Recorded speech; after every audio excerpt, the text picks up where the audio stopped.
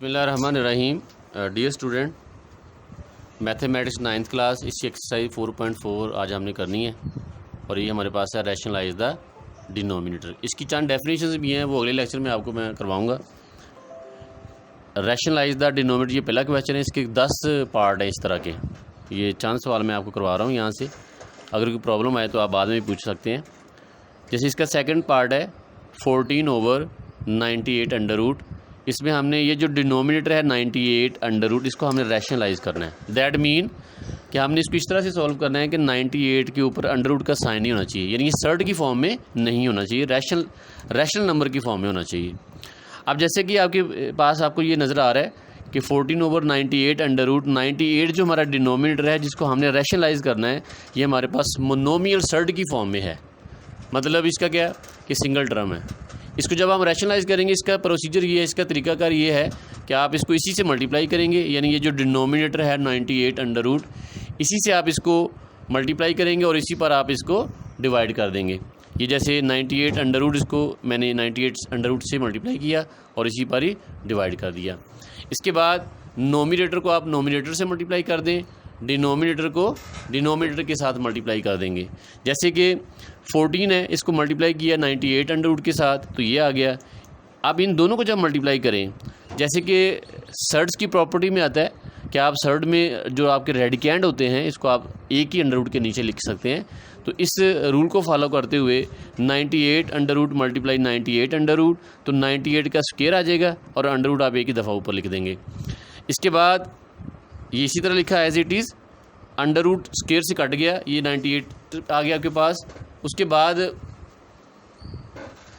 बाद आप देखिए तो 14 और 98 14 के टेबल में आते हैं। 14 1 टाइम 14, 14 7 टाइम 98, तो ये हमारे पास रह गया अब 98 अंडर रूट ओवर 7। तो डियर स्टूडेंट, यहाँ तक तो हमारा क्वेश्चन वैसे कंप्लीट हो गया जो उसने पूछा है हमसे कि रैशनलाइज द डिनोमिनेटर। लेकिन अगर आप गौर करें तो जो आपका रेडिकेंड है ये मज़ीद भी जो है सिंप्लीफाई हो रहा है, यानी रेडिकेंड के प्राइम फैक्टर बन रहे हैं। तो ये मैंने इसके प्राइम फैक्टर बनाए, 249 टाइम होता है 7 टाइम 49, फिर ये यहाँ इसको आप स्क्वायर फॉर्म में लिख दिया।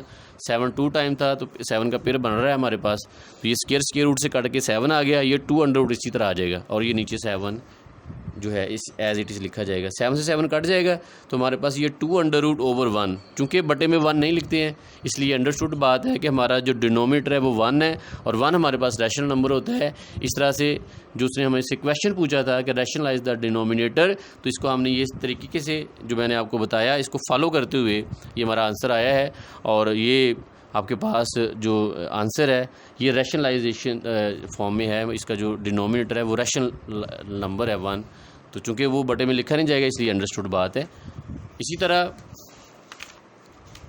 इसी क्वेश्चन नंबर 1 का, जिसमें हमने रैशनलाइज को डिनोमिनेटर को रैशनलाइज करना है, इसका हमारे पास ये 7 पार्ट में आपको करवा रहा हूँ। जैसे कि मैं आपको पहले बता चुका हूँ कि इसके 10 पार्ट हैं, तो एक ही तरह से करने हैं। तो एक और देखें आप क्वेश्चन, जैसे ये है under root 3 - 1 over under root 3 + 1, इसको हमने रैशनलाइज करना है।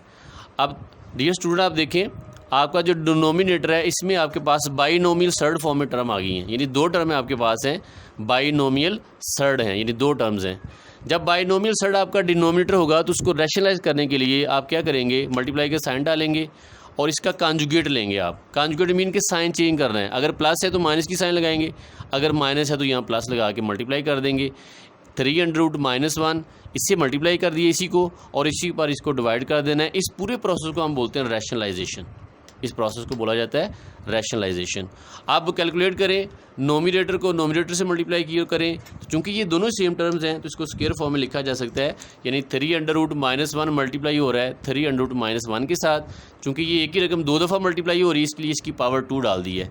इस तरह नीचे आप डिनोमिनेटर को जब मल्टीप्लाई करेंगे तो आप डिनोमिनेटर पे गौर करें तो ये प्लस माइनस की फॉर्म में लिखें, दैट मीन ये कॉन्जुगेट फॉर्म में है। इसको जब मल्टीप्लाई करेंगे तो according to this formula square of first term minus square of second term. अब ये √3 - 1 का होल स्क्वायर है, इसको भी हमने according to this formula open करना है जो आपने पढ़ा हुआ है formula, square of first term plus square of second term ये है -2 फार्मूले का, फर्स्ट एलिमेंट ये 3 मल्टीप्लाई सेकंड एलिमेंट ये 1, ये फार्मूला यहाँ पे मैंने यूज़ किया, इसको ओपन कर दिया। अब नीचे अगर इसको आप देखेंगे तो अंडर स्क्वायर के साथ कट जाता है हमेशा, 3 आ गया, 1 का स्क्वायर 1 आता है, ये भी स्क्वायर रूट से कट गया, 3 आ गया, 1 का स्क्वायर 1 आ गया।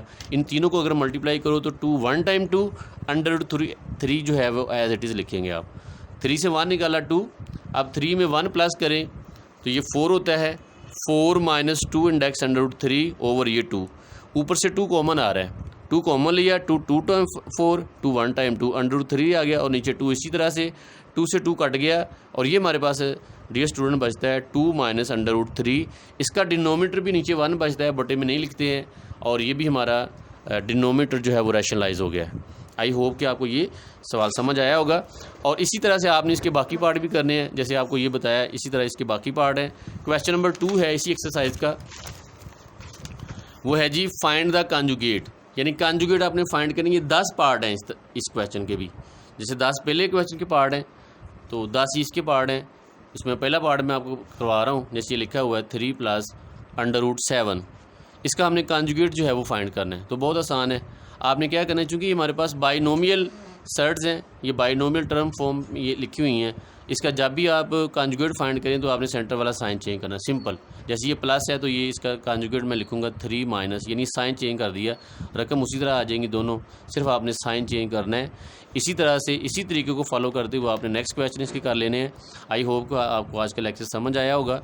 अगर इन क्वेश्चन में कोई प्रॉब्लम आती है तो आप जो है वो बता सकते हैं, इंशाल्लाह आपको अगले लेक्चर में वो चीज़ें क्लियर करवा दी जाएंगी। आपकी समाअतों का शुक्रिया।